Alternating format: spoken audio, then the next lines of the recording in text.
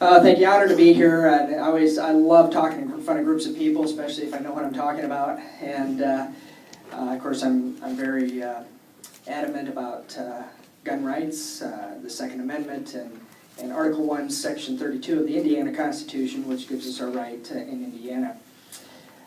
First, I'd like to just start off by saying, why all the fuss, and why as a sheriff am I even getting involved in this?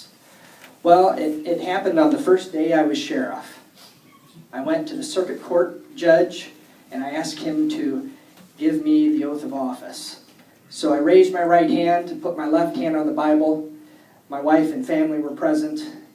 And I said, I will swear to write speeding tickets and put people in jail and catch bad guys.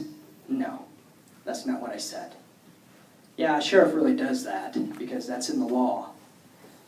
But what the oath of office said, and our founding fathers were so wise in putting that oath of office in Article 6, Section 3 of the Constitution, because they knew that there would be possibly evil men or people who made mistakes through the course of history. And if every public servant, elected official, and so on, who took that oath of office, would believe and uphold that oath, even though there would be evil men or people who made mistakes, we would still survive as a republic.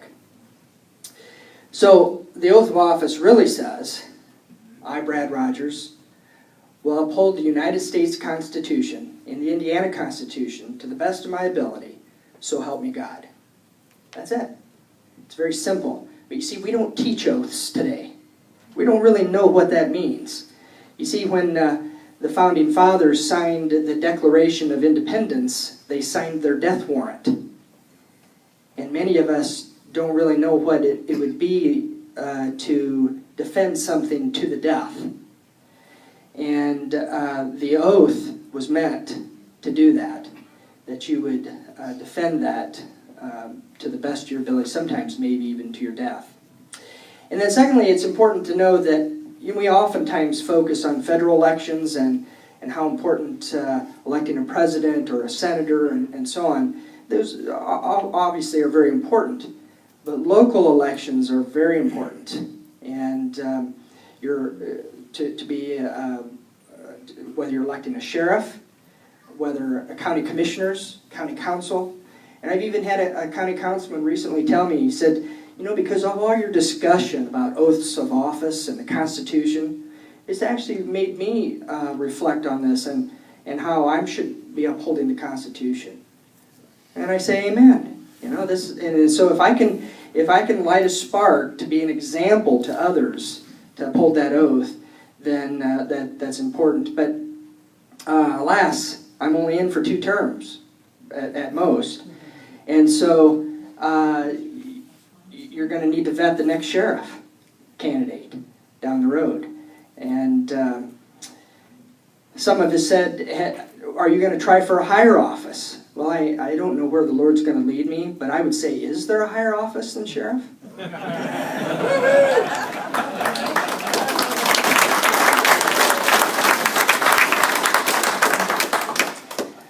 I mean, I've kicked the feds out, so...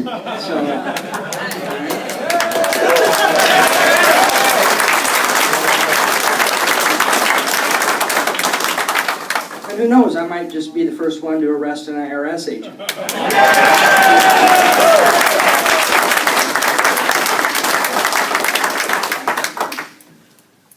But what we need to look at is the proper role of government. And even as counties and cities are looking at budgets, what is the proper role of government? Is it to give us everything that we want? And oftentimes we have an entitlement mentality in that regards. But we have inherent rights. That's what's outlined in the Constitution. These aren't rights that the government has given us. These are inherent, inborn rights that we have.